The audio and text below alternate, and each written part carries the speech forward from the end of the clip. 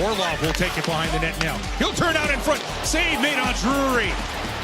A big save by Spencer Knight as Drury was in the shooting position. Knight has been very sharp early. He's had a nice season. Here comes Necas. Necas on a break. Cuts in and Knight makes the save. Rebound available and that'll jump. Oh, what a good look by Necas and a stout save by Spencer Knight. Robinson using his speed, pushing back to defense. Chatfield back to Robinson, just misses. He's all alone on the back door. Chatfield with it, right idea.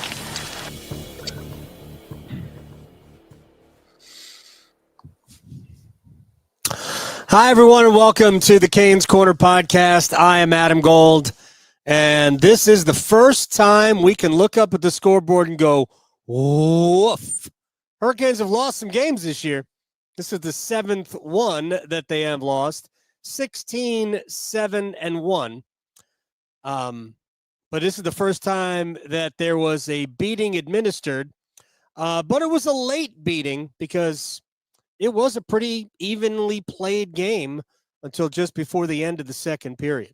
We're brought to you by the Aluminum Company of North Carolina. If it's for the exterior of your home, you can find it at the Aluminum Company of North Carolina on Hamlin Road in Durham. No place like it.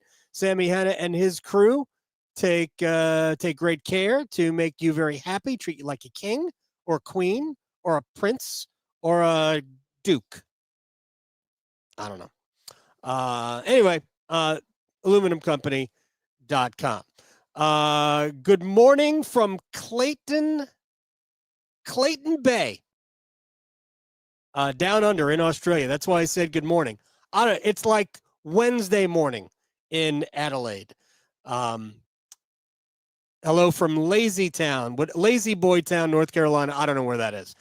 Burlington, maybe. I'm not sure. Anyway, thank you very much to all of you for hanging out with us on the Canes Corner podcast as we wrap up a Thanksgiving week of hockey. Here's what we're going to do. We're going to contrast the two games we saw between the Hurricanes and the Panthers, maybe kind of come to grips with where this team still falls short of Florida. And it is really in two substantial ways. And then we'll kind of go back and look at the week and kind of assess 5-3-1 in this week. And I do not play the game, by the way. I do not play the game that, well, if you said, at the start of the week, would you take 2-2? I get it. I'm not going to rationalize. No, because when you win your first two, you don't take 2-2. No, you understand, where you could have done better. And it doesn't sound like it, but today's game was there if Carolina wanted to grab it at the start of the third. Not want to. If Carolina could have grabbed it at the start of the third, but they didn't. They couldn't. So, but I'm not going to rationalize. It's not what I do. But I am going to kind of big picture all of it, and we are 24 games into the season now, 16-7-1. Still, in terms of points percentage, I believe, although Washington might actually move ahead of Carolina in that regard tonight, I think. But I think Carolina's in great shape. So I'm not even worried about, even what we saw today, what we saw yesterday. So real quick to answer Sam's question, Hoke County, hello. Clayton, hello. Two Claytons, one in the northern, the other in the southern hemisphere. Samuel asks, I'm not blaming this game on Martin. Good, because it wasn't his fault. But at the same time, I am wondering if we are playing him way too much. Samuel asks that question or makes that statement as though he has not been paying attention to the team. What are their other options now? There was no other option. Rob Brindamore never plays his goaltenders on back-to-back situations ever. And you think Spencer Martin earned the right based on yesterday's poor performance to play again? No. Yaniv Perets can't start a game in the NHL. That's why Spencer Martin played. Martin gave them a chance to win today. So, no, it's not about anything other than this. Martin's the only goaltender. Perets was there for an emergency only. So hopefully Pyotr Kochetkov will be ready to go on Tuesday, and Carolina doesn't have the issue anymore. But the reality is Carolina's got goaltending problems, much like they had last year. They have goaltending problems. Anyway, we will get to it because it is part of the story over the last 9 games over a 15-day stretch. But let's first contrast yesterday and today. So yesterday was poor goaltending for both teams. First, third, and fourth goals needed to be stopped by Spencer Martin. And then you get the shorthanded goal, and that was a Brent Burns problem. The second goal was also a Brent Burns problem. So Carolina was kind of a mess yesterday. Florida wasn't much better. Florida just got not as bad goaltending. Sergei Bobrovsky wasn't any good, but he didn't allow bad goals, sort of. Anyway, that to me was the difference yesterday. Carolina was a puck management nightmare, and Spencer Martin wasn't very good. Whether or not that should have been, not whether or not, it should have been too many men Friday night for the fourth goal. The A.J. Greer goal can't go. You can't allow that. First, third, and fourth goals can't go in. So, and we talk about these things in terms of you can get away with it in the regular season. Sometimes you do. I think Carolina's gotten away with poor goaltending more often than not this year. They've outscored their problems. Couldn't outscore their problems against the Panthers 2 nights in a row. They outscored their bad goaltending on Wednesday against the Rangers. I mean, Carolina was dominant against the Rangers, and Martin allowed 3 goals, 2 of which probably should have had, and you're trailing 3-2 entering the third period. Remember talking to, who was it? I think it was it Ryan Henkel of Hockey News on Wednesday night? And I said, is it just me or should Carolina be ahead in this game? Carolina dominated the game, but was trailing 3-2 entering the third, scored twice, outscored your problems. They outscored their problems against the Dallas Stars.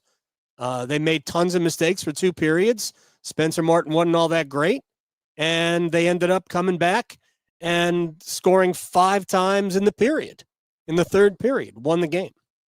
So here's the reality. Martin played great in the game against Ottawa, with a shutout against Ottawa. He played very well in the third period, I thought, against the Rangers. And for the most part, when he's been asked, has been okay. I mean, he's great in the Ottawa game. That's good. But he's, for the most part, been okay. I mean, the numbers are terrible. The numbers are not NHL caliber numbers. And I say that he's not really an NHL caliber goalie. He's a guy who can play. He can bail you out of a situation. And the record until today was pretty good. Or until the last 2 days, he was 3-2-1. But he is now 3-4-1. His save percentage, I mean, I haven't done the math. I don't really remember how many shots Florida had on goal today. It was a lot. Too many. Carolina just kind of fell apart in the third period, and that was really the difference. But the save percentage entering today was .850. I mean, that's no good. Just no. And the goals against average, which I go back and forth deciding which is more important. I mean, goals against average, how many goals are you giving up? It's kind of important. But that was north of 3.5, and that's not good for Carolina. So Pyotr Kochetkov and Spencer Martin are going to be the 2 goalies as long as Kochetkov can come back. And even though Rod Brindamore yesterday said that he hadn't heard that it was a concussion, I'll roll my eyes at that. Maybe he hadn't, but the team reported that he was in concussion protocol. So at least it was that's what the report was everywhere. I assumed it was concussion protocol, but that's what the team reported, or what was reported that the team said. So who knows when he's going to come back. But Rod seems to think he's going to practice this week, and they've got Seattle on Tuesday, Colorado on Wednesday. He faced the Avalanche the last time, that 5-goal second period. Again, I thought he played well in that second period, but never mind. And then after that, you're back out on the road. So, look, I said at the time of the announcement that Frederik Andersen was going to be out until basically the All-Star break. What will pass for the All-Star break this year, the Four Nations tournament. And at that point, the Hurricanes were in a position where they needed a goaltender. You need an NHL goaltender because Spencer Martin is not really that guy. Spencer Martin's an emergency goaltender. He's your AAA, he's your AHL goaltender who can be called up to back up, make an occasional start.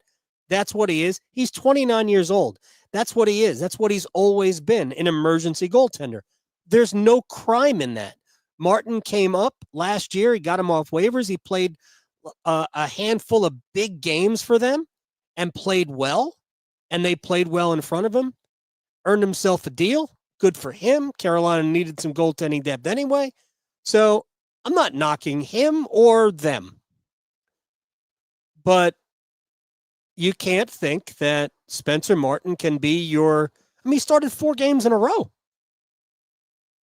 I'm not sure how many guys have started 4 games in a row for Carolina in the 6+ years of Rod Brind'Amour.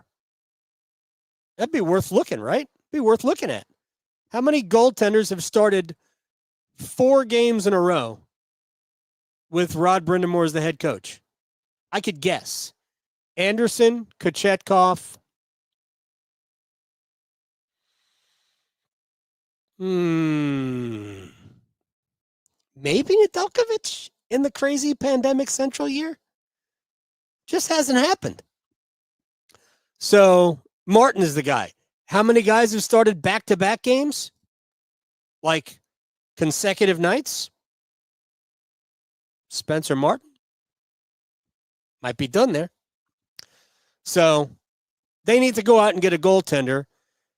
And on top of that, I'm just not sure that you can rely on Kochetkov to play such a heavy load. So every time you put Martin out there, I mean, if you go back as well as we can say he's been fine, Martin. There have been bad goals. You're just not going to be able to overcome bad goals. So I hope the Hurricanes as an organization don't look at this and say, well, Kochetkov's back. The other dirty little secret is that he hadn't been great either. He's been okay. At times he's been excellent. At times he's been bad. And at this point, not 100% reliable for either availability or ability, performance, right? So it's a goaltending situation that they have to deal with. We'll see if they've got the stomach for it right now.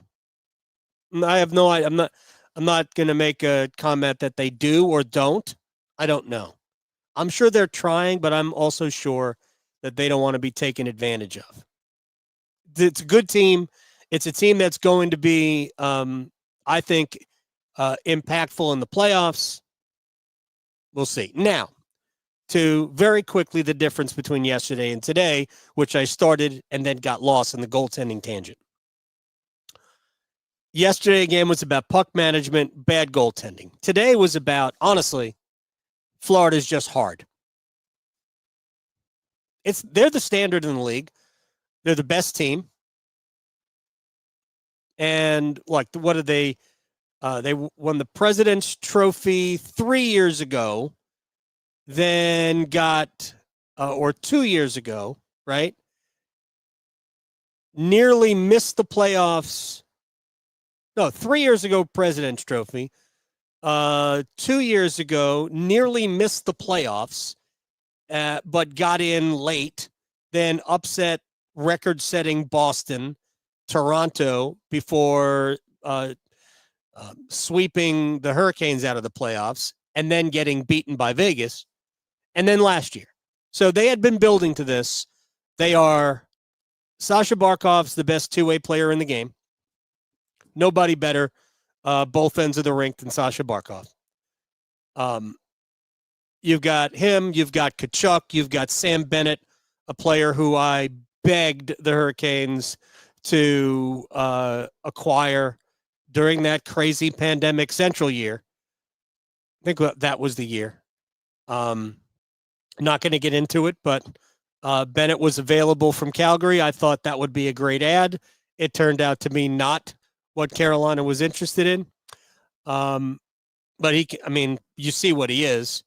But also their depth pieces are so good. Luostarinen, former Hurricane.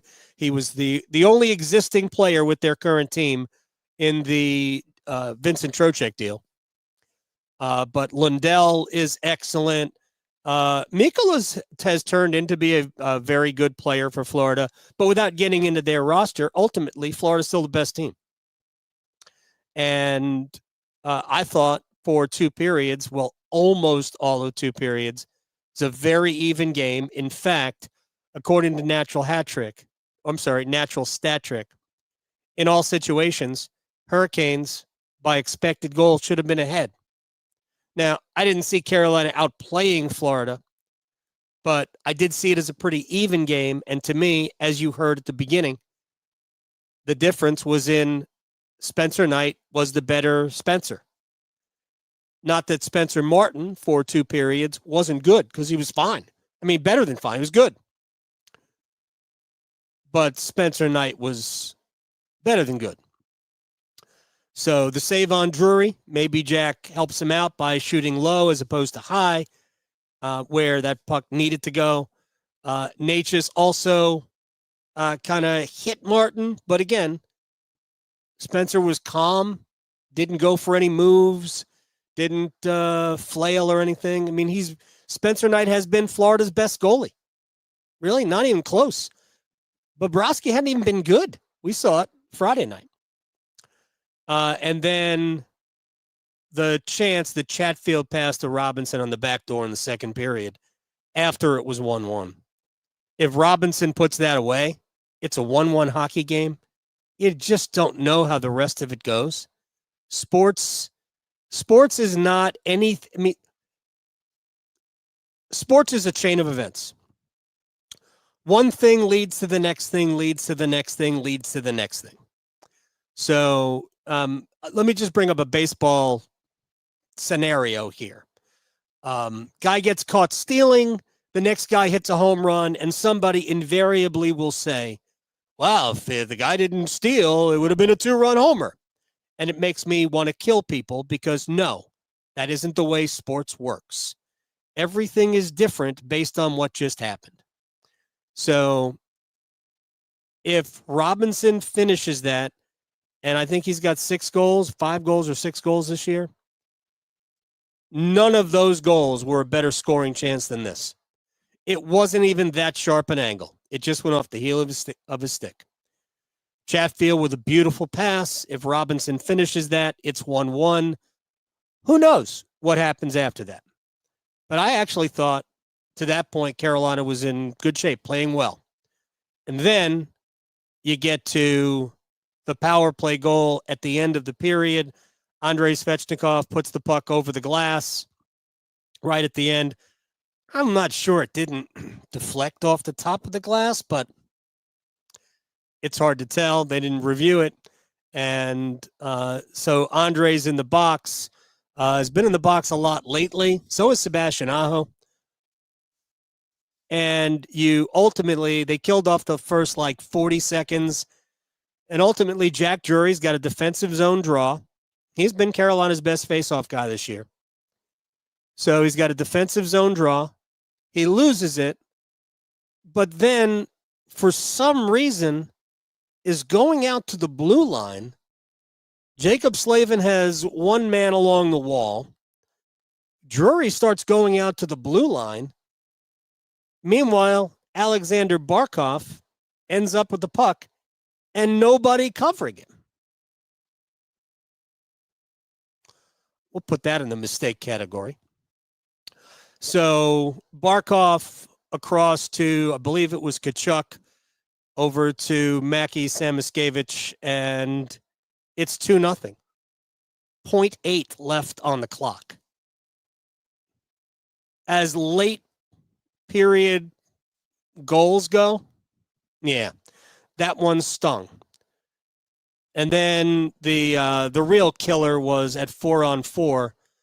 This is where puck mismanagement showed up, I thought, for the game.